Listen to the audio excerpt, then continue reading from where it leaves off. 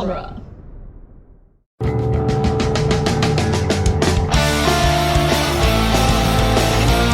In the world of Hollywood, movies get greenlit and redlit. They get remade and rebooted.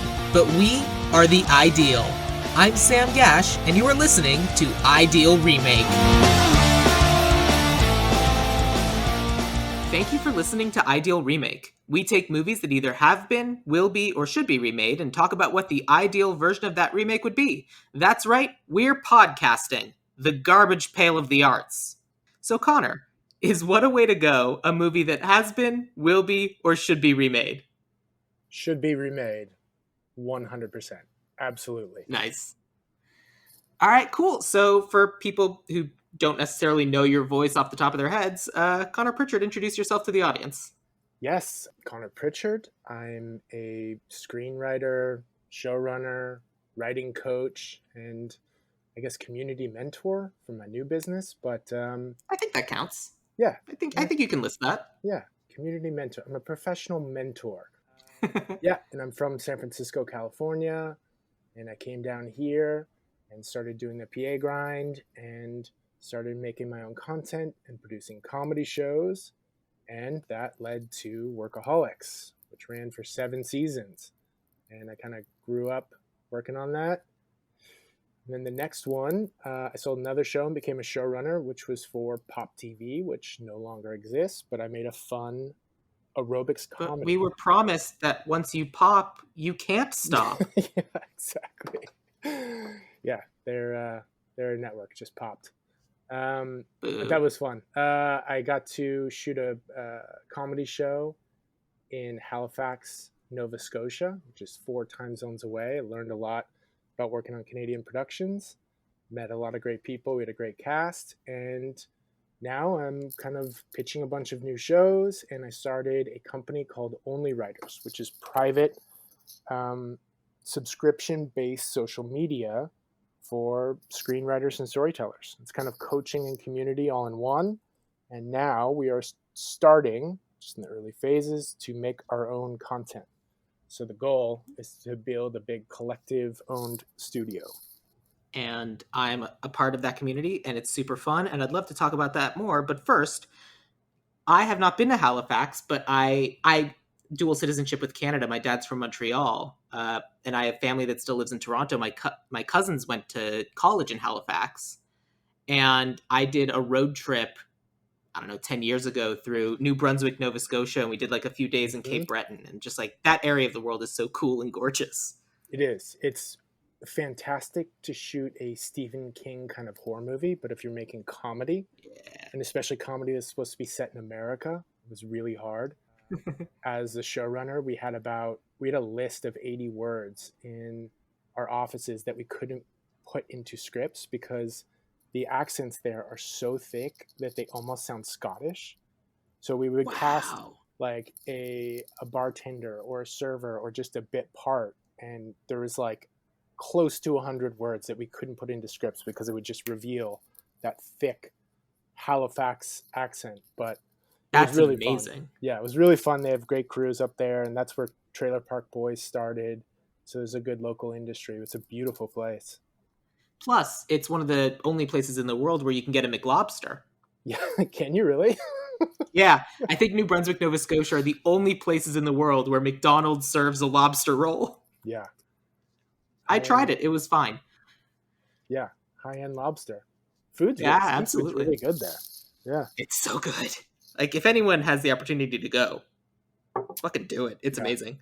But yeah, so we're talking about 1964's What a Way to Go, starring Shirley MacLaine and Paul Newman and Robert Mitchum and Dean Martin and Gene Kelly and Robert Cummings and Dick Van Dyke, and it's so many people. This is a movie that was on like my list of movies I eventually want to get to, and I apologize to whoever's listening. I don't remember who suggested I put it on this list. But Connor, you picked it. Had you previously seen this movie? Yes, so I come from a family of storytellers. Like, my dad was a comedian, my mom ran a comedy club, and when I go home, one of the activities that I do with my mom is we make popcorn, open up a bottle or two of wine and we watch old movies. So this is one of her absolute favorites. She has been telling me to remake this movie for years. I'm really not the right person to make this movie, but it's one of her favorites, and I've seen it a few times before this.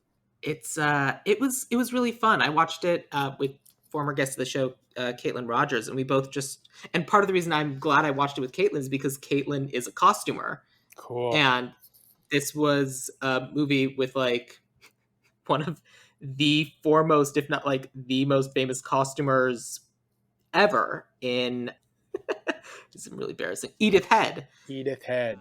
And she was who specifically brought in by Shirley MacLaine. It was a $5 million budget, and 500,000 of that just went to the costumes alone. I mean, it kind of shows. Yeah. There was Edith Head doing costumes, and then we kind of talked about it when we were watching the credits. There was a gem guy. Yeah. Like there was someone credited with just like being in charge of the gemstones. Yeah. Then the man's name was Moss Mabry. He did the men's wardrobe, and it was really cool. So they had two different costume designers for the cast. But yeah, it really shows. That was kind of one of the most flashiest parts of this movie. But Yeah. that's what I loved about it. It's splashy, it's opulent, it's decadent, it's fun, it's silly, it's dark humor because it's just playing with death, which I would think at that time is pretty cutting edge. But it just feels so classic Hollywood, and even the colors alone are like something about that old film grain just is very comforting. Yeah. And it's interesting that the entire movie is kind of a comedic twist on like the Black Widow trope. Yeah. It's just it was really interesting. So I've mentioned this movie to a lot of different friends, and a lot of people I know have not heard of it. So we should do like a quick synopsis rundown of the movie. I'm happy to do it unless Connor, you're like, I have it. Go for it. I'll support if needed. So the movie starts with Louisa May. Well, no, the movie starts with her walking down what appears to be the set from Auntie Mame, but Louisa May in like mourner's outfit, grieving, shows up to the IRS with a check for over $200 million that she's trying to give to the IRS. And because they clearly think she's nuts, they immediately put her in therapy. But it turns out the check was real and she's for real, and she's had 4 different husbands, all of whom have become wildly rich and have left their money to her when they've all died.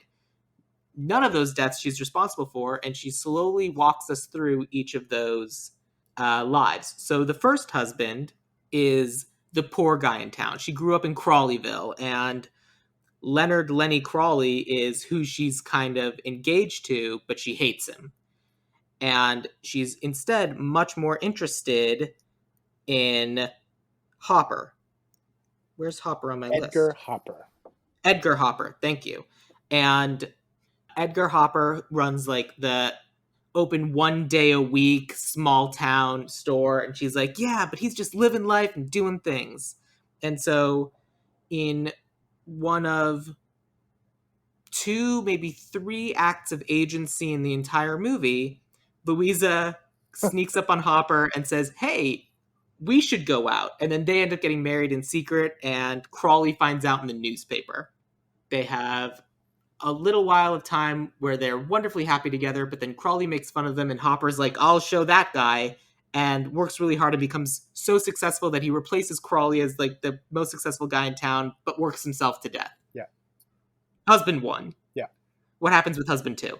So there's a story hook here and a formula that's basically every time she falls in love, the person is not doing well, they start to do better, and then they die, right? That's like the story hook. Yes. And then the craft hook is that every time we jump from husband to husband, it enters a new film genre. So they're spoofing a new film genre, which is really fun. So the second there was so much of watching this movie where I was like, I don't think I'm educated enough to watch this, because I got like the genre of film they were doing, but then like they do other really specific things. I'm like, I know this is a parody or making fun of something, but I don't know what it's making fun of. Yeah. And I don't appreciate this joke as much as I probably should. Yeah, it's So, like, yeah, silent films, French sexy films, it's big budget musicals. It kind of brings us through the whole gamut of probably what was popular at the time. But the second mhm. stop is in Paris. She's grieving. She wants to go get away and experience something new.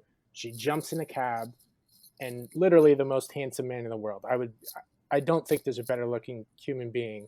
Paul Newman is playing an American expat in France.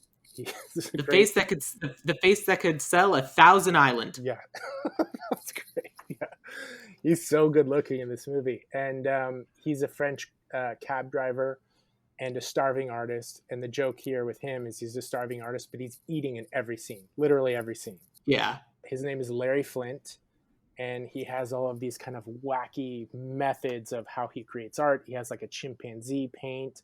He has these like weird Rube Goldberg machines, but he's in it for the art. And he's got a great line. It's like, money corrupts, art erupts. So that's kind of his mantra. And then, of course, she is not aware of this formula that she is the kind of muse to these people, and they're about to get famous. So she helps him fix this machine. She helps him put a record player in this Rube Goldberg machine that uses robotic arms to paint. And of course, it becomes a masterpiece. Robotic Yeah. arms that respond to sound. Yes, exactly. So he had been making boom, crash, shattering a bunch of different things. And she was like, well, what? Let's just put on this song, this popular song from today. Yeah. And it makes the most beautiful art. Yeah. And he gets tempted by the money and power and has a huge rise to fame and becomes a high society kind of artist and then dies. Yeah. He died. His robots turn on him and kill him. And it's amazing. Yeah. It was my favorite thing that happened. Yeah. There's also a moment before, like, when she kind of realizes how cool and artistic that Larry Flint is. Like, they're kind of having this conversation and they're talking, and then there's gunfire and everyone starts running towards it. Oh my God. And they go around a corner and it's another member of kind of like the artist commune. And it's this, it's one of the only other women in the movie, and her name is Polly. And she's hung up bags, like balloons full of paint, and she's shooting the balloons with guns and like Tommy guns and everything to pop the paint. And that's how she's making her art. Yeah. It was a great scene. Yeah, it was quite possibly one of the best characters, and one that will be relevant for my pitches for the remake. Nice. Ooh. Which is why I wanted to make sure we didn't skip her. But I'm sorry, continue. Yeah. And so what's fun about this is when they enter this new sequence with each husband, the film takes on a new kind of stylistic look, and there's always a little mini montage. With the French one with Paul Newman, it's kind of like black and white and sexy, and then this little Paris apartment. So it's just fun. They always kind of have like almost a music video wedged in between each of these love stories. And part of what's drawing Louisa to these different men is that she talks about how, like, they're kind of the opposite of Leonard Crawley. Like, she never wanted to be rich. Honestly, she just wants to not be lonely. She just wants these guys to hang out and spend time with her, and she just wants to not be alone. And poor people spend a lot of their time together, and that's really what she's into. And as these guys become more rich, they spend more and more time away from her, and she becomes more and more miserable and begrudges the wealth even more. So the third husband, she finally meets someone who's already rich. And she's like, well, I can't ruin him. He's already rich. It'll be fine. And that is Rod Anderson Jr. And he's just a business guy who has a private plane. And Louisa misses her flight, and Rod flies her back to New York like a gentleman. And she never makes it back to her hotel, and they end up getting married. And she's like, my curse can't happen for him. But then, like, she finds that he keeps crying out at night, and he's secretly miserable. And so she gets him the one thing he always wanted, which is a farm, which she's thrilled by because, hey, we get to be poor again, despite the fact that, like, the montage that she had with him is her in all these Edith head dresses and, like, the most extravagant gowns she could be found or made up. In that sequence, they have one of the best props I've ever seen. It is a giant martini glass that turns into a water bed with like bubbling. Yeah. I was like, is that still around? Like, is that in a warehouse somewhere? That thing was incredible. That was the coolest prop. Like, it was an entirely empty soundstage with just that prop. And you're just like, this prop is the greatest thing I've ever seen. Yeah. Incredible. they go back, they're on the farm, and then Rod Anderson Jr. is killed when he tries to Oh, go milk. yeah, there's a big part to this arc where he comes from a maple syrup family, and they don't really explain this, but that was his family's business. And for some reason, because he loved maple syrup, he never drank and he never touched alcohol. And then when they moved back to the farm, he starts drinking with all his like good old time farmer buddies in the overalls. He's drunk. It's his first day on the farm. He walks out to milk the cows. It's actually a bull, so he tries to milk a bull, and then It's not. It's not Melissa. It's Matthias. Yeah, exactly. And he's like, "Oh no, Matthias!" Yeah. And he's kicked across out of the barn and dies that way. Yeah, what an epic death scene! It's just like a ragdoll version of Robert Mitchum in like overalls, and he flies and then lands in a trough and dies. Yeah.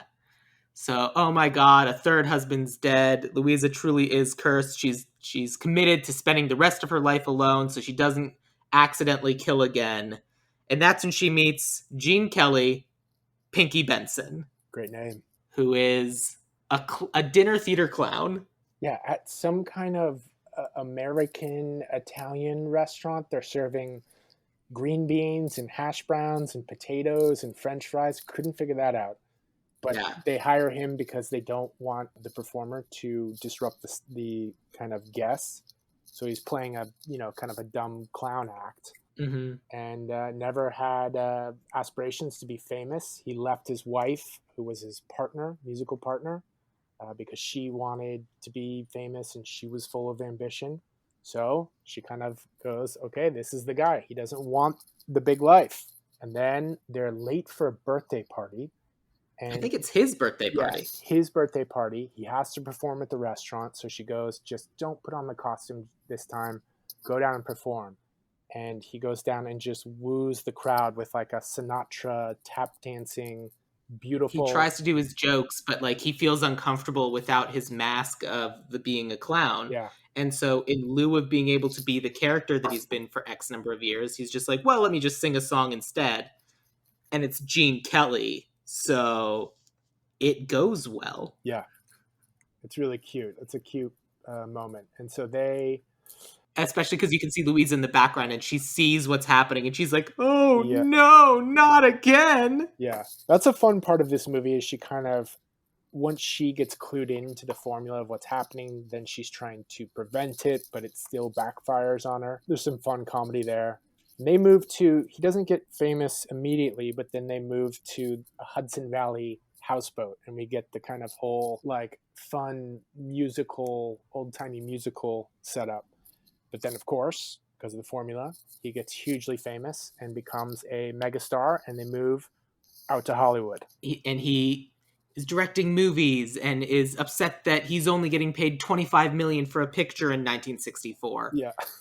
and is so devoted to his fans. Like, they're trying to leave, and he's like, no, my fans want to see me. And he calls out to, like, a stadium full of fans. He's like, here I am, the guy of the hour. And they're like, oh, my God, Pinky Benson.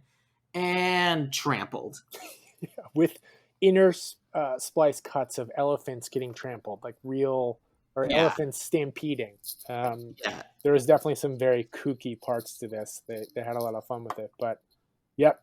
And then Pinky Benson goes down after becoming obsessed with the color pink. Dyeing Louise's hair pink, dyeing the car pink, dyeing the animals pink. Yep. Meanwhile, they go back and forth between the story that she's telling and the psychologist's office, the therapist's office, and like the therapist had offered her calming pills that were pink that she'd freaked out about. The therapist is realizing, oh, it's not a curse, it's a blessing. Whoever marries this woman is doomed to become rich and powerful. And so at the end, the therapist is like, well, I mean, the only other person you described here is Crawley, and you hated them. That's an emotion. You could follow that emotion, or you could marry me. And Louise is like, I appreciate you willing to risk your life for me, which is a very funny line. But she's like, but the problem is I'm not in love with you. And then the janitor comes out and it's Leonard Crawley. And she's like, a janitor? Be still my beating heart. Yep. And he's had a fall from grace and he's now been humbled by losing his family business. And he's going on a He's gone on a process of self-discovery. Now he's a humble, hardworking man. Of course, they immediately fall in love because it's an old-timey Hollywood movie. Correct. It's a And comedy. Ends with a marriage. yep. And are we going to give away the spoiler at the end? Or Sure, why not? okay. Yeah. That she has 4 kids, each of them named after the other husbands. Yeah, that's great. So then we cut to they're back in Crowleyville or Hooperville, whatever it's called now. And he's a Hopperton. Hopperton, yeah. He's a No, it's hardworking. not. It's still Crawleyville, but Well, wasn't it changed to Hopperville? Because or he Hopper was said that on this whole town's going to be called yeah, Hoppertown or Hopperville or whatever. But then he dies, so I don't think it ever happens. never did it. So they're on the farm. She has this nice, rustic, idyllic life. Crowley, aka Dean Martin, is out reading Thoreau on his tractor, plowing the fields. He gets distracted by reading Thoreau, and he runs over an oil well, and it just shoots up 20 feet into the sky, and there's a rumbling, and she runs outside and goes, "Oh my God, happened again. Like we struck it rich again." And you have this moment Yeah. where you're like, oh, it's going to be a very downbeat moment, and she's cursed. And then 2 people who work for the oil company come pulling up in a truck, and they go, you just drilled into our oil well, you dummy. This is our oil. And then they're both relieved. And the end of the movie is this weird moment where they're holding the baby and then just kissing each other covered in oil as they kind of do the big Hollywood zoom out. That like they've covered the like you watch her cover the baby's face in oil, and you're just like, oh man. Yeah, pretty funny. Yeah. It's a fun ending, and it's a fun twist on the ending because you're like, you think it's going to be, here we go again, but it's not. And it's a lovely Hollywood ending. Yeah. And yeah, that is What a Way to Go. So let's start with what are some of your favorite things about this movie? Like, you've been watching this movie with your mom for a long time. Going back, rewatching it over and over again, what are the things that are important to you that we keep that are your favorite aspects of the movie? Well, I think I love the craft conceit of jumping and spoofing into different genres, and audiences now are so well versed in all the types of story we're telling. Lots of times, they're even ahead of movies that they're watching because we know plot structure so well. So I think just the idea of spoofing all these different kind of movies and finding a way to spoof the ones that are popular now, and the dark, morbid humor of it all, I think was really funny. I think with a modern audience, they had some cute death scenes, but I think you could really ramp up the kind of nature of those death scenes and have some really fun ones, kind of more unexpected, I agree with that. A little more gruesome. Yeah, I definitely, after I kind of realized what the formula was with the second one, I predicted every single death as we're sitting watching movies. Like, oh, he's going to be killed by his robots. He's going to be killed by the cow. He's going to get run over by the fans. Like, it's not difficult to predict. It's fun, but it's not. It's 1964. It wasn't breaking any molds yet. And I thought there was some bite to the script, like for that time. Like there were some pretty funny lines. My favorite line in the whole movie was when Leonard Crowley, Dean Martin, was talking about Louisa's mother-in-law. She's like, "How did you come for your mother? It looks like your mother was probably dropped off on the doorstep in a cage." It's like such a good. That brutal was insult. So harsh. So mean. But yeah, I think making it edgy, keeping the spoofing of genres, we'd have. Yeah, I mean, it's not this movie without that. Yeah. Like, you can do a Black Widow story about anybody, but for it to be What a Way to Go, you need the spoofing of the various genres. Yeah. And we'll talk about what genres you want to do, but in a minute. Yeah. In terms of things that we should change, what are some things that irk you? Like when your mom talks about you remaking this movie. Connor, my sweet baby boy, when you go and you remake, this is what I sound like for sure. Yeah. When you go to remake What a Way to Go, this is what you need to do. Well, the first one is you got to diversify the cast. Absolutely, yes. You have to, I think, mix up the spectrum of love, play with some of the genders. And I think you have to make, you hinted at it earlier, but you have to make her more active, right? Like we kind of got she's kind of just escaping one love story to the next, but to figure out a way to activate her more on this journey would be another big one. The biggest issue with the movie, as I saw it, is that Louisa May, Foster, Hopper, Crawley, Dave, Flint, Anderson, Benson, is essentially just kind of letting everything happen to her. She Yeah. doesn't really have an active hand in anything after she swims over to go start dating Edgar Hopper while he's fishing. And I think that's a problem because like she's the main character, but like once we start following the husband, she becomes a background character. She just hangs out at the house alone while Yeah. all this is happening behind the scenes, and that's a problem. Especially because like she's not like her whole big issue is I don't want to be alone, and then she just like lounges around in various Edith Head swimwear, Yeah. Yeah. heightening levels of impractical swimwear. She doesn't really have a strong arc. Like her goal is the goal from the very beginning to the very end. Like she just does want a simple life. She has to go through Mm-hmm. all of these twists and turns to get it, but it never really evolves, right? Like her character doesn't Yeah, evolve. Yeah. her character doesn't change Yeah. ever. No. And so one of the things that I think we need to do is I think she needs to have a more active hand in all of the husband's success, because I think their success is because she's supporting them, and it's not until she starts supporting their dreams that they become successful. Yeah. Like the store, Hopper's store, doesn't do well until she's working there and she helps it become successful. Yeah. The artist's art doesn't become successful until she becomes their muse. Yeah. The business guy is miserable and unhappy until she brings joy into their life. And Pinky Benson is a failed artist until someone finally believed in him.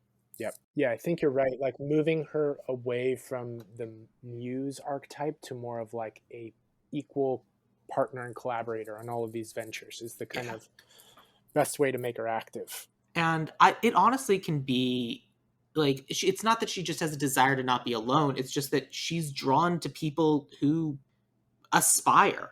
Like the problem with Crawley is that Crawley's just like, yeah, I mean, I'm rich. What do I have to deal with anything? It's like I can just go through and just do whatever I want. It's fine. But every other guy has like a dream, for lack of a better whatever. And I think you could even get to the end of the movie and she's giving over all the money to the IRS because she's like, no one can say you can have a joke of like, no one can say I killed all these guys if I don't even get to keep the money. True. I don't get to keep the money. So why would I have killed any of them? Because like all of them are famous. And at this point, we can't deal with that. Yeah. And you also get to have this fun moment of like, at the end, she's like, well, plus now I have a dream and I already know how to be successful in all these different fields. I don't need their money. I'm going to go make mine. That's great. That's a great twist on the ending. I love that. Yeah. She goes against all of them and goes out on her own and learns how to be alone. And then once she's alone and established herself, learning all that she's done, then the person comes into her life. And she dies. Then we can have whoever comes back be there to support her. Yeah. She supported everyone else. Now someone's there to support her. Yeah, that's great. And then also, too, I think you need to spend a little bit more time in the first few scenes with the parents. Like, there was some thematic stuff that I did connect with there with the mom and the dad and the priest saying money is the root of all evil, but the mom was like, money is the only thing that matters. So you saw the inner conflict laid out, but spending a little bit more time when she was younger. Had this amazing prop of like all these different Bible quotes where it's money is the root of all evil. And like, it would fall away, and instead of money is the root of all evil, it would just say money is all. Yeah. And there were 3 different ones, and all of them were incredibly clever. And I was like, these are good. This is a good prop. I'm a fan of this. Yeah, it was very clever. This felt like, I don't know when Mel Brooks started making movies, but this feels like Mel Brooks watched this movie and like, you know, took the zany comedy like one more level up. We also need to have a conversation about time period, because at the time it was a contemporary movie.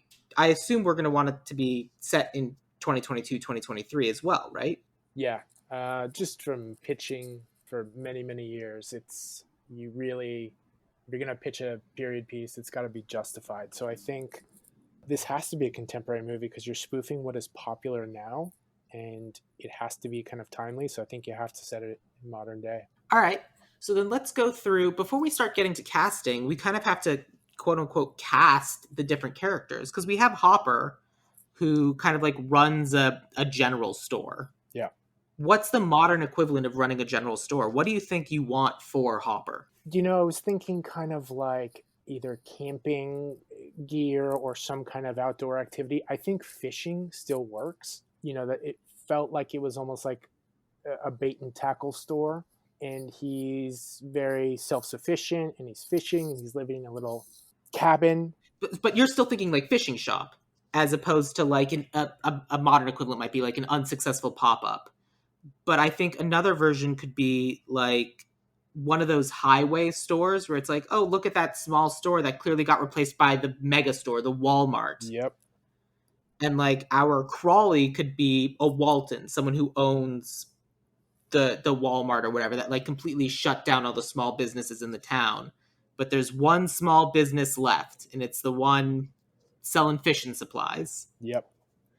The handmade flies for all the fishing. Like he's personally going in and he's getting the feathers. He goes out, he gets all the little bits and pieces, and that's why he thinks he's still around, despite the fact that he's too stubborn to take the buyout. Hopper's handmade flies. I like it. The success leads it to become Bass Pro Shops. Yeah.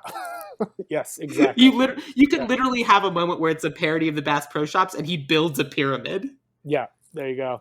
And his death can be he is mummified by fly fishing equipment in the pyramid somehow. That's great. Because all of his automated Walmart robots, I love the robot death. Everything, yeah. Yeah, he gets packaged and mummified inside his Bass Pro Shops pyramid. That's great.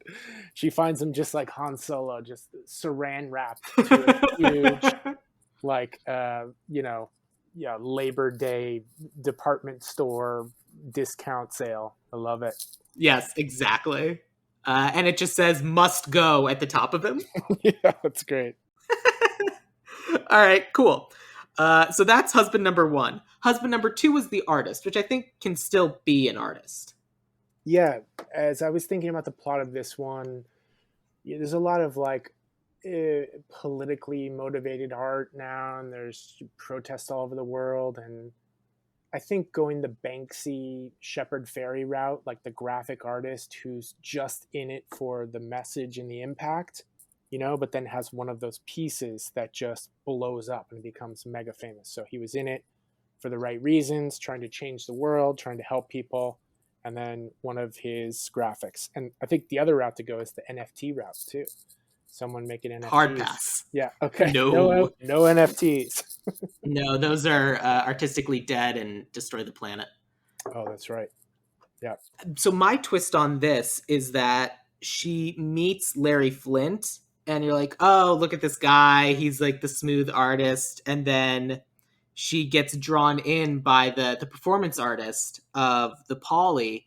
And because you think she's going to end up getting together with the Larry Flint character. But then the performance art, the explosive, like this character who's so artistic and loud that she's driving everyone else away from her own art. Yeah. But she believes in the message, and that's what actually draws Louisa in. So she's drawn.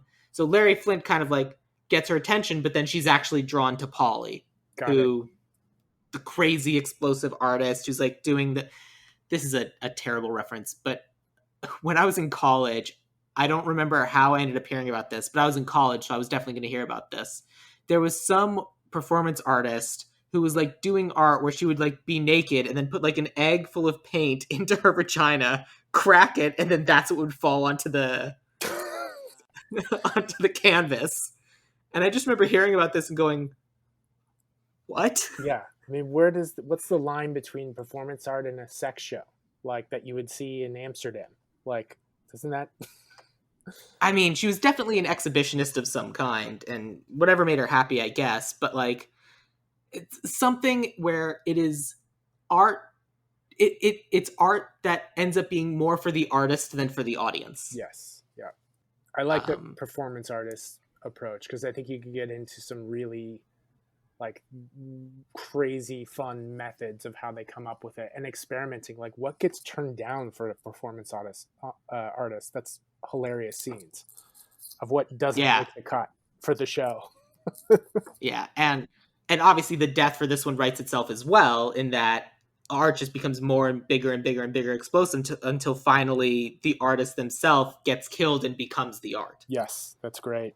And yeah, sells for even more to add to her Of course. Black Widow, Gold Digger bank account. Oh, I didn't even think about that. Yeah, like that's the one that sells for, like, because it is the finalist of final pieces, so it must sell for so much money. Yeah. And Amazing. she tries to deposit $211 million, which at that time was probably $1 billion. More. Yeah.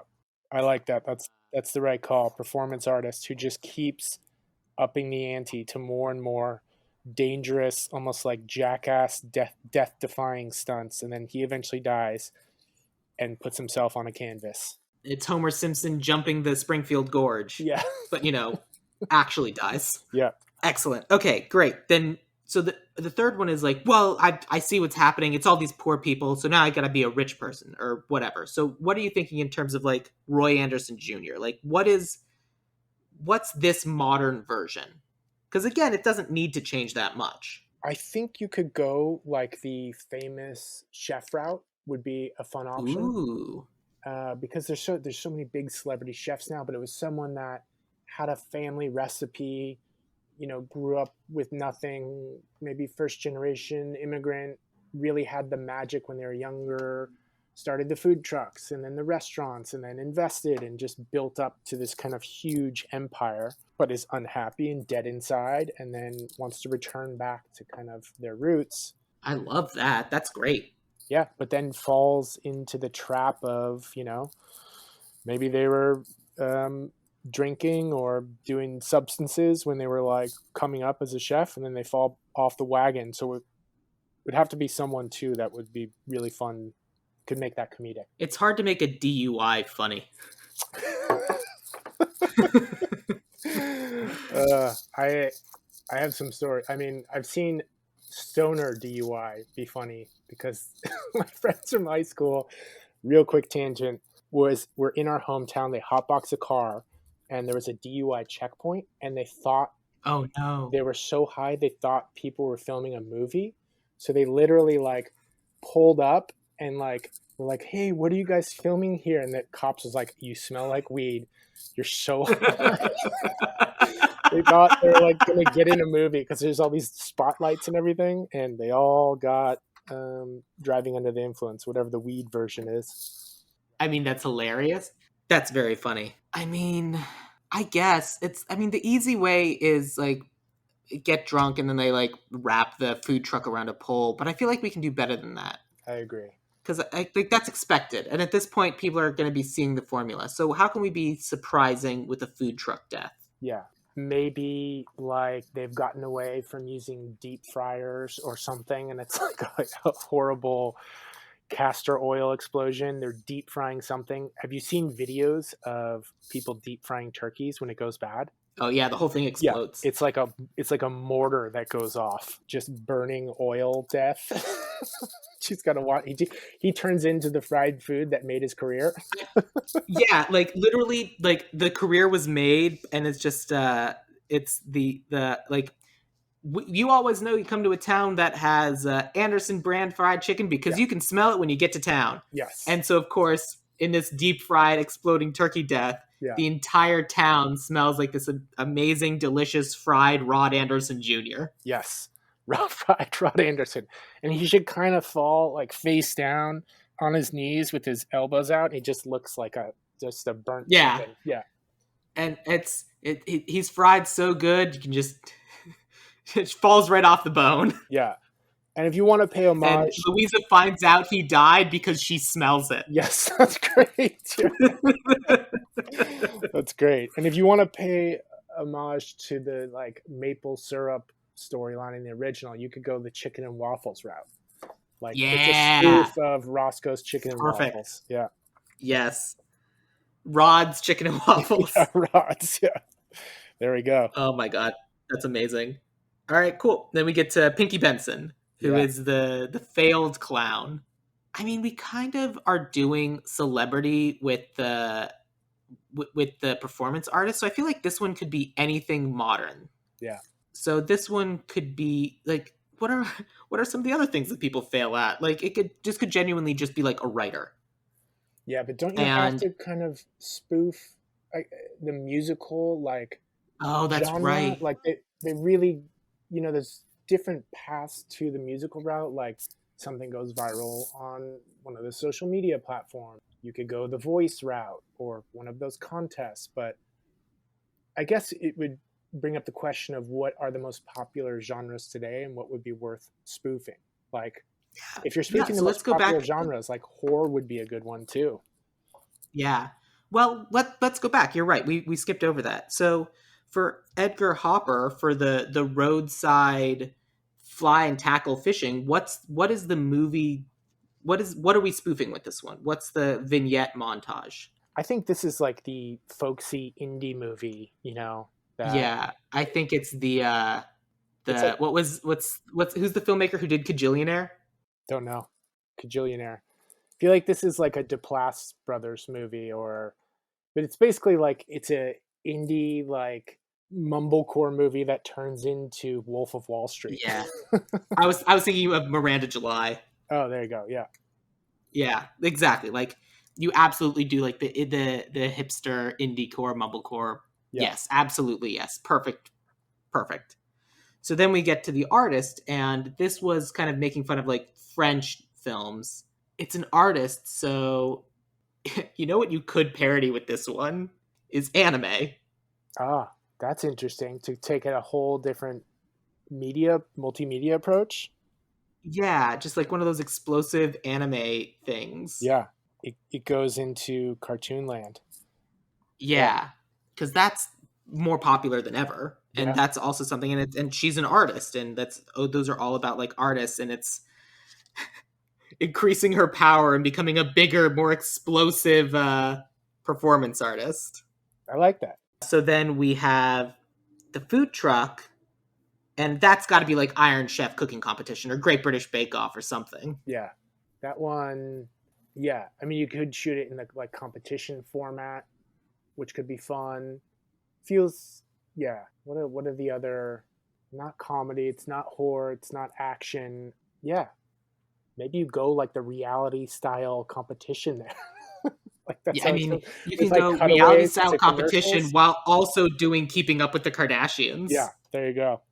And it's just like an overabundance of just like I watched Pop Star Never Stopping last night, and one of the funny things they do is there's a moment where there's like three different competing documentary crews, and you can do that where it's like three different kinds and Yes, four, five, six different kinds of reality shows all shooting at the same time because you have the cooking show, the Keeping Up with the Kardashians, the home renovations, the this, the that, the this, and all of those different things are all filming at the same I time. love it. Yeah, they're filming two shows at once, and she even has her own show. And then you could do a whole Yeah. montage of her trying to get away from the cameraman. It becomes almost like a zombie movie where she just can't. She like runs away upstairs. There's someone in the closet. There's like a Pelco camera, and she runs away. There's a drone. They're just filming her everywhere. She can't and escape. and as she's trying to run away and she can't escape, it then cuts to an interview of like, I couldn't do it, I couldn't get away no matter how hard I tried. I just kept running. It's great. I love it. The reality kind of docu series cutaways would be great. Yeah, so then the last one you wanted to do is horror, right? And so that's what you want to do for the fourth one. I don't know. I mean, horror is just one of the most popular genres, but I don't know how you would turn.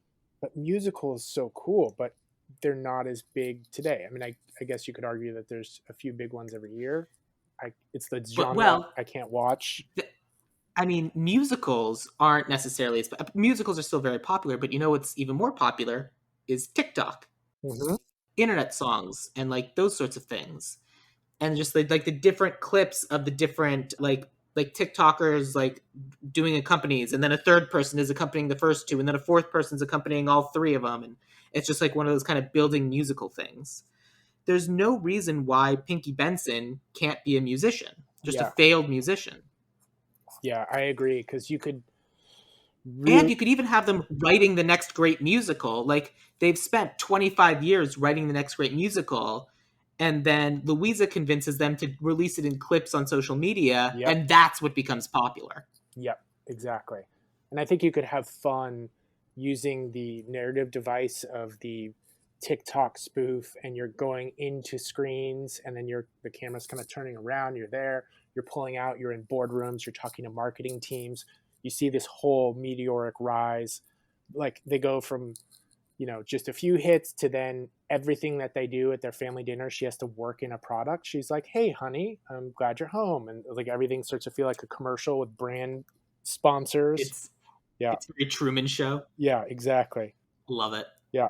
It's a reality That's series very funny. to I like it. influencer. Yeah. Yeah, good. Okay, and then how does Pinky die? Ooh, man. I used to live on Melrose Boulevard, and I was walking home from the gym one day, and I saw a stampede of people running at me, and there was a woman in front, and it was Cardi B, and they were screaming her name and chasing her down just like that screen. And she like turned the corner in front of me and like ran and got in a SUV and sped away, and people were running down the street. So you could go with a pretty similar stampede, or the driver's trying to get away from, maybe the paparazzi are chasing, or people are trying to film them for, you know, social credit points, and they Here's what we can do. If we want to do our version, our new take, because it's the fans and the haters, right? yeah, And the person, Pinky Benson, could be trying to support the fans and mollify the haters, and it's just a massive fight where Pinky gets caught in the middle yes. and gets trapped by like an actual battle between fans and haters and This is is killed by the fight this is over great. whether Pinky is good or not. So it's a meteoric rise on that social media platform, but then they're forced to enter the culture wars, and they advocate for one brand that was like No, siding not with, even. yeah, I don't even think it needs to be that political. I think it's just no matter how popular someone is, there will haters always be an and equal amount fans. of hate for that person. Yeah. So they get smashed in like they're almost like a protest about them, like right in the middle. Yeah, Yeah. it's like they make an appearance and people are just there to be like, no, it's like some Star Wars thing, and it's the Star Wars fans versus the Star Trek fans of like, no, Yeah. Star Yeah. Wars is always bad. Of no, Star Wars is always great. Or the new Pinky surpasses someone as the most followers, and it's those person's fans. Yeah, Yeah. They have like a rival that they pass. that's also very funny. It's just like, and you could have that be like, oh my god, they finally arrived Taylor Swift, and it's the Swifties versus the Yes. Pinkies, There you go. There you go. and it's the ultimate showdown. Yeah, That's and also then just great. I love one that. cameo shot of Taylor Swift rolling up her like limo window after they see Pinky get crushed. She just drives away. Yes, Yes. perfect. Yeah. Love it. Good. And then we already talked about how we want the movie to end, so I think that's our plot of the movie. Is there anything else you could think of that we're missing?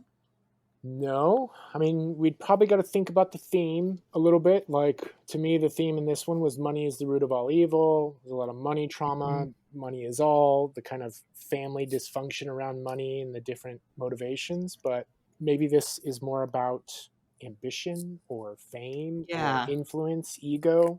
I think it would be like ego and ambition can be like you can get caught up in like ego and ambition and devaluing yourself in favor of the thing you're making. Yeah. Or anonymity versus fame. Like, she just wants to live a simple, anonymous life, and she has all of the, if we cast a she has all of the abilities to become famous or use her talents, but she just wants something simple, maybe because that's what ruined her parents' marriage. Yeah, yeah, I like it. Cool. All right, so then let's talk about who we want our people to be. Let's talk about our casting. So when we first sat down, you were like, I have an idea for like putting this person in the movie. Are you still thinking like basing the movie around that particular actress? Well, do you want me to say the name? Yeah, now's Okay. the time for Yeah. that. Okay. Yeah, I was thinking like the simple choice of who's the modern Shirley MacLaine that you know can kind of play cute and folksy or kind of big time. And the first thought was Emma Stone, probably just because they're both redheads. and they look alike. A little bit. I think she can tonally shift pretty well. I think that's true. I think Emma Stone would be excellent in this if we went with Emma Stone. Yeah. Who do you think? I knew you were coming in with Emma Stone, so I wanted to not necessarily just passively accept that. I wanted to give you a little bit of run for that money. And so my counter to Emma Stone is Janelle Monáe. Ah, that's a good one. She can do, yeah, and she's been in serious dramas. She can do Mm-hmm. all of the singing, dancing, TikTok stuff. That's pretty good. Yeah. We don't have to necessarily decide that. We can certainly come back to who our Louisa would best fit with the world we create around her. But the next cast I have is Dr. Victor, in my case, Victoria Stevenson. Well, real quick, if we ever made this movie, Sam, it might take on the life of how this was made, because it was originally written for Marilyn Monroe, and then she died. And then they brought on Elizabeth, what's her name? The big famous... Taylor? Elizabeth Taylor. Elizabeth Taylor. And then there was a whole other cast attached, like Frank Sinatra and all these other huge stars. And then she backed out. It was Elizabeth Taylor, Frank Sinatra, Burt Lancaster, Kirk Douglas, and Tony Curtis. They backed out. And then the producer, directors, and writers poked fun of her, those two people, with the Cleopatra set, making fun of it. So it was like a little subtle dig, like, oh, you didn't want to be in our movie. Oh. So, yeah, you might have to cast, and then who knows what could happen. But I like the Janelle Monáe. I did not think of her, but I think she's very versatile. Okay. Yeah. All right. Thank you. Did you have someone for the therapist for Dr. Victor / Victoria Stevenson? That was the hardest one for me. I couldn't. Well, actually, Leonard Crowley was the hardest one. The therapist, I was thinking Rob Lowe. That's very funny. Yeah. I will agree. Leonard was absolutely the hardest. Yeah. That was the one I cast last. Yeah, me too. So I wasn't able to do the therapist at all until I gender swapped it, because it's this weird, creepy dude. And I realized that the person who I actually want is just like kind of like a weird, creepy lady. And I've seen this particular actress do this performance that I want when she was in Mr. Mayor, which wasn't necessarily a great show, but Holly Hunter's performance in it is spectacular. Yeah, she's and great. Just her being kind of like the very small, very direct, like, I'm Holly Hunter and this is what we're going to do, just was extremely funny to me.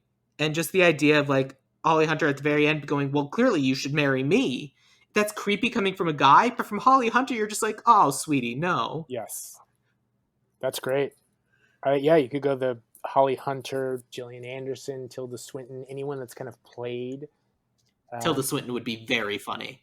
Some of those. Yeah, you could just see Tilda Swinton in some kind of swanky therapist office with all of the, one of the jokes, like a running joke through the whole movie, was this big therapist bed could spin and raise, and there's all these stupid pratfalls and physical comedy around it.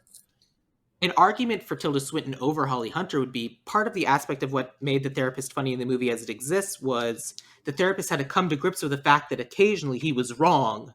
Yeah. Holly Hunter would never be wrong about anything in her entire life, and she'd certainly never admit to it. But Tilda Swinton could just be shattered by the realization that she was wrong not only once, but twice in a single interview. My God. Yeah.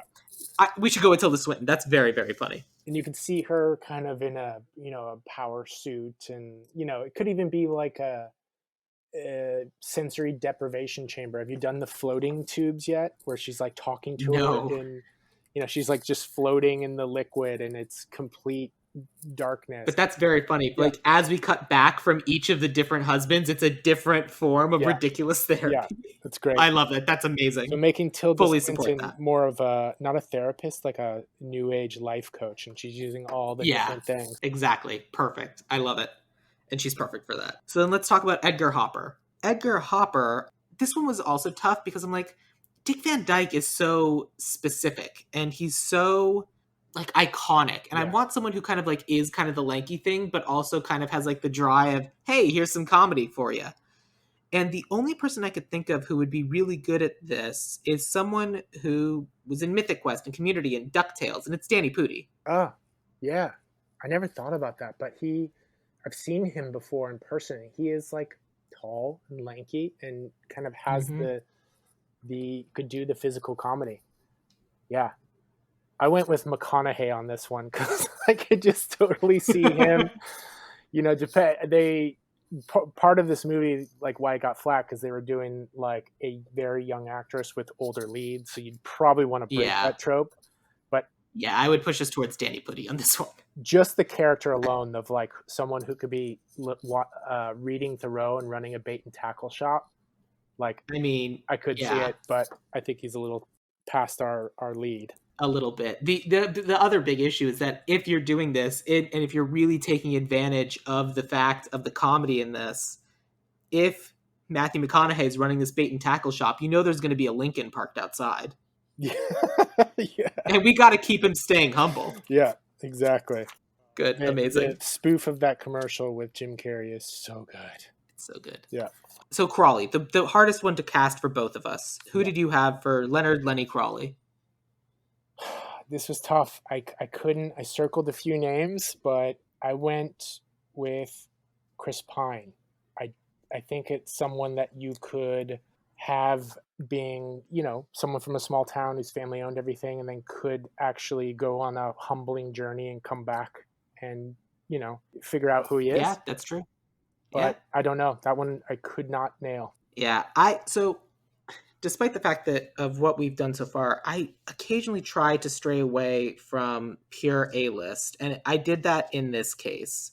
This particular actor is the lead of a show called Luis Miguel the series. He's playing Luis Miguel, but I don't know the show. But he was also in Scream Queens. He was in Terminator Dark Fate. He's an actor named Diego Boneta.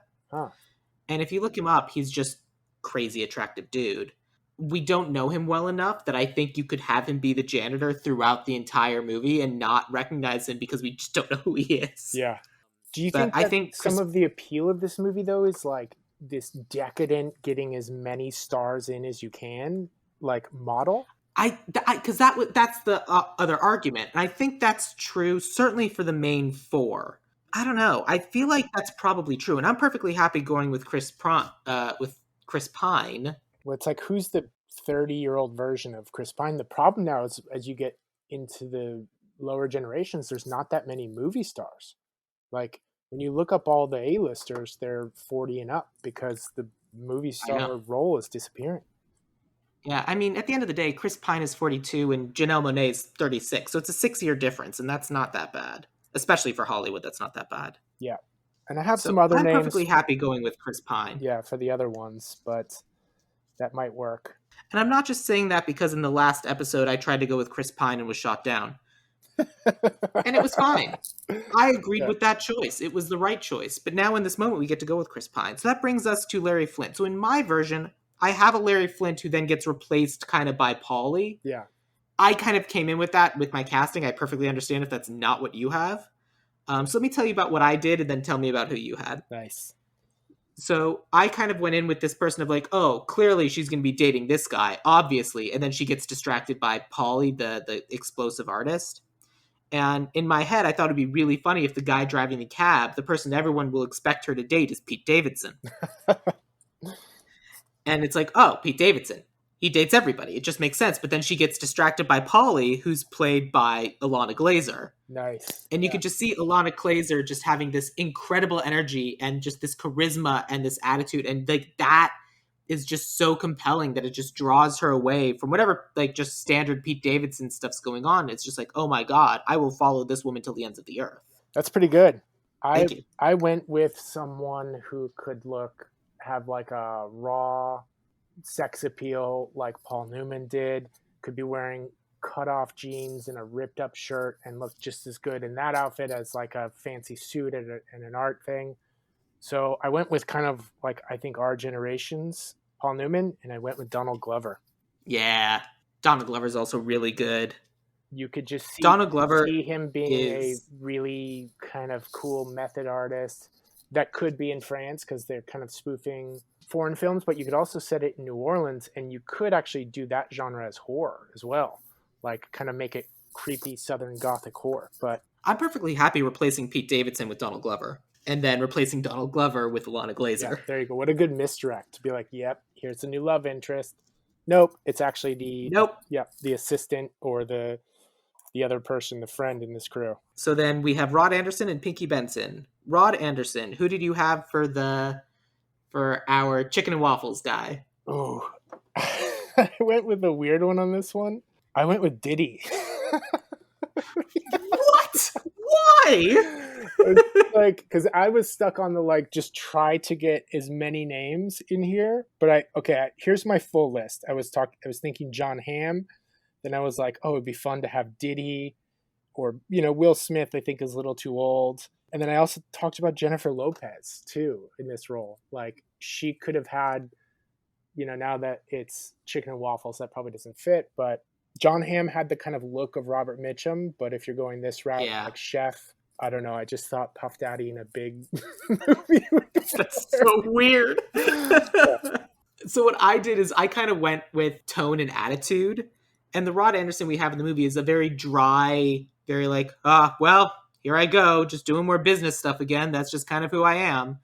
And I wanted to find someone else who kind of has that same sort of dry comedic delivery. Yeah.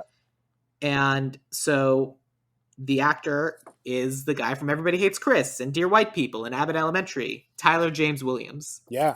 And you want someone who, like, I mean, I guess I own a chain of restaurants, but I started doing this food truck. It was so cool. I really liked it, but that's in my past, I guess. It's Tyler James Williams. Yeah, I like it. He kind of looks like a young Eddie Murphy, too. A little bit. Yeah. I think it's believable, right? Mm-hmm. Yeah. Okay. Let's go with Tyler James.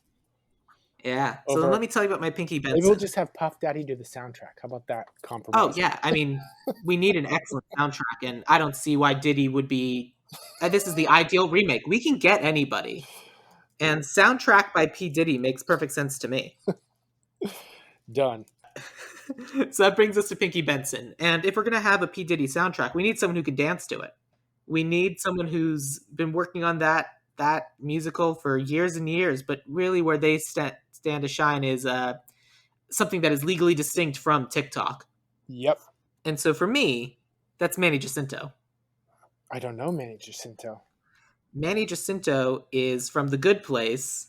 He plays Jean Yu. Yes. Okay. Yeah, I do. Okay. Oh, yeah. Good old Bortles himself. Got it. That's a good one. This one I just went with actors who could kind of dance and do those things really well. The obvious choice was Justin Timberlake, Channing Tatum. But then I settled on a battle between either Jamie Foxx or Lin-Manuel Miranda. Oh, man. Because between those two, I would push us towards Jamie Foxx. But how old is Jamie Foxx? He is 54. I mean, I could certainly see a 54-year-old having been working on a musical script for 20 years. Yeah. Yeah. Tom Hiddleston was another option, but I've just seen him dance and do some of the like tap dancing, singing stuff, and he's very talented. But I think Manny might be a better call. Yeah. Broadway, let's do that. Broadway musical. Maybe got one minor role as an understudy, but something happened, and then has been trying to make a comeback, writing this forever, and then becomes. He has the faded poster sitting in his living room. It's faded from time. He's like, "Look at me! I was in this. Is your name on the poster? No. Is your name in the program? No. What did you do for it? I was in the background dancing. You couldn't see me, but I was there." Yeah. Background dancer number 4. Exactly. Yeah. Good. I also threw this in just because we had Edith Head doing costume design. I was like, I should probably put a name for costume design here. I'm not expecting you to have this. No, go for it. I found the woman who was costume designer for a movie called Mrs. Harris Goes to Paris. She also did Mad Max Fury Road and Cruella. Cool. And that kind of felt right. So her name is Jenny Beavan. Jenny Beavan. Perfect. My friend Caitlin had recommended the guy who did the costumes for The Fifth Element, but she was like, but he's also notoriously difficult to work with, so maybe not. We need a little drama on set if we're going to remake this. I mean, I try so hard to avoid drama. The other two things I tend to do is I tend to do writer and director. And as much as you and I have basically broken and written this movie right now, it should probably be written by a woman. Mm-hmm. So did you have writer and director? I've met Dana Fox a few times, and I think she's fantastic and is very well versed in a lot of different styles in Hollywood. So the writer that I had, I got because I also thought she'd be really great. She was a writer on New Girl and Couples Retreat. She wrote this new movie called The Lost City, and she wrote the Cruella movie. I believe her name is Dana Fox, Wait, is who I have written really? on my piece of Wow, paper. Yeah, that's 100%. crazy. Yeah, I met I her. mean, she'd be perfect for Yeah, this, right? she sat next to me Yeah. at a WGA event, and just like she's so boppity and like confident and nice. And she's like, "Hi, I'm Dana. What's your name?" And just we sat down and had a great conversation. Yep, that's I crazy. mean, she clearly has a love of fashion, and she's clearly very funny because The Lost City is hilarious, Yeah. and it's a send up to Romancing the Stone. So she's gotta love this Yep. era of movies. Like, if Dana Fox hasn't seen What a Way to Go, someone should get her a DVD because I think she'd love it. Absolutely. I can't believe we picked the same writer. That's pretty That's crazy. amazing. Yeah. I love when that Yeah. happens. And That's so cool. yeah, Lost City was surprising. Just from the trailer alone, it was like almost revolting. And then you watch it, you're like, no, that was a pretty damn good movie. Yeah, it was like I was expecting something a lot more lighter and casual, but I was like fully invested. I thought it was great the whole way through. What a fun movie. Yep. Agreed. All right, so then for director, I had a female director, and she. This one was tougher for me. Dana Fox was kind of the slam dunk, Yeah. but for this one, I wanted someone who kind of had done some more comedy, some musical stuff, and then she also directed the movie 27 Dresses. She did Love Victor. She's done episodes of This Is Us. She did that show Dumplin', and she did Hocus Pocus 2 a few months ago. And this is a director named Anne Fletcher, Cool. Yeah. who I thought was fun, but I'm open to anybody. Who did you have for director? I went with someone that I also met. Quick backstory: I canceled my own wedding and sent out unsaved the dates. And on the weekend that my wife and I were supposed to get married, we went out to Palm Springs just to have a fun weekend. And we checked in and we met Susanna Fogel. Didn't know who she was at the time, but we were both checking in at the same time. And we ended up having some drinks and hanging out for the weekend. And she was great. Since then, I've followed her career, and I think she's really talented and has done action and then the drama stuff with the Wilds. So, but Yeah, I think she's perfect. she's probably busy for 10 years. Right, but it's Ideal Remake. Yeah. We get whoever we want. And Susanna Fogel, perfect. I love it. Awesome. That's our cast. So let me take you through What a Way to Go again. What a Way to Go, 2022. Starring Janelle Monáe as Louisa May Fisher. Dr. Victoria Stevenson will be Tilda Swinton. Edgar Hopper will be Danny Pudi. Leonard Lenny Crawley will be Chris Pine. Larry Flint will be Donald Glover, but will be overshadowed by Polly, Alana Glazer. Rod Anderson Jr. will be Tyler James Williams. Pinky Benson will be Manny Jacinto. Our soundtrack will be by P. Diddy, and the costumes designed by Jenny Beavan. All of this will be written by Dana Fox and then directed by Susanna Fogel. That's What a Way to Go. Connor, thank you so much for watching this movie and remaking it with me. That was a blast. Thank you for having me. So now's the time if there's anything you want people to go do, if you want to I mean, I don't know what's happening with social media, but if you have a social media you want people to follow. No, I just got rid of all of them, and I'm solely doing only writers. So if there's any writers out there that are listening and want to join a community of about 300 writers, we do table reads every week. We do kind of curated discussions, and now we're figuring out a way to kind of make and produce our own stuff. So we're just getting started, but it's really fun. Sam is a great member, so you can check us out at onlywriters.co. Yeah, and add someone who's not in charge of it and who has less of an impetus to only say good things. I can only say good things. It's a wonderful community. It's very supportive. One of the things that we did recently is there was a big pilot swap that was organized where if anyone was interested, we submitted a pilot and then we're given 7 other pilots to read. And so I just made it through my 7 pilots I needed to read, and they were all different and interesting and creative ways. And it's just a cool, interesting community. And if you want to kind of get in on a new burgeoning community of writers, this is a thing to do. So Only Writers is the way to go. That's great. Yeah. And one thing too that we've really been thinking a lot is like writers shouldn't have to be solo artists, right? Like you shouldn't have to be good at structure and dialogue and having a relevant voice. Like we want to build a kind of community and a database where it's like almost a little bit like professional writing partner dating, where you could turn in a really good idea, but if you're lacking in structure, you could get paired with a really good structure writer. If you're a younger writer who has a very relevant voice, you could get paired with someone like me that has some credits and experience, but maybe like my voice is not as relevant anymore. So we're just trying to find different ways to mix and match people and to get stuff made. And I've always thought, just like on a personal note, just for a lot of the things that are for me that are kind of like happening right now, I always think that the partnership matches the project. So like my script Stuck that I wrote with Harry Valentine, we worked together because we are the right writers to write Stuck. And then the Pirates versus Ninjas, the animated feature that won the Genre Blast script competition, we're the right writers for that. We're not necessarily going to be the correct writers for everything that any of us work on, but for those projects, we were the right writers to work together on this particular thing. And I find that compelling and interesting. We're just getting started, but thank you for all of your help so far in there. Yeah, and I look forward to a lot more interesting things coming out of Only Writers. If people are interested in following me on what's left of Twitter, I am at Sam Gasch, SamGasch, or you can follow the podcast, Ideal Remake, on Twitter, or maybe just follow us on Instagram. Or, hey, the thing you can do, especially as we're heading into the holidays and my season finale next week, if you could take the time to go on Apple Podcasts and leave Ideal Remake a 5-star review, that would be absolutely incredible. It's how people find the podcast.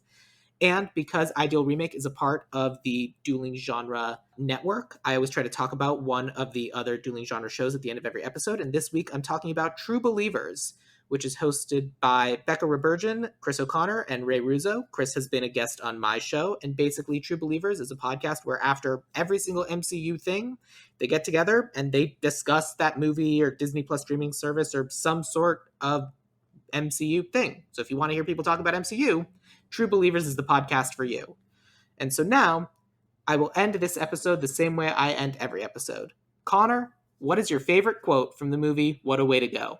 Oh, I said it earlier. Okay, if I wasn't going with your mother dropped on a doorstep in a cage, I would go, what are you, an orthodox coward?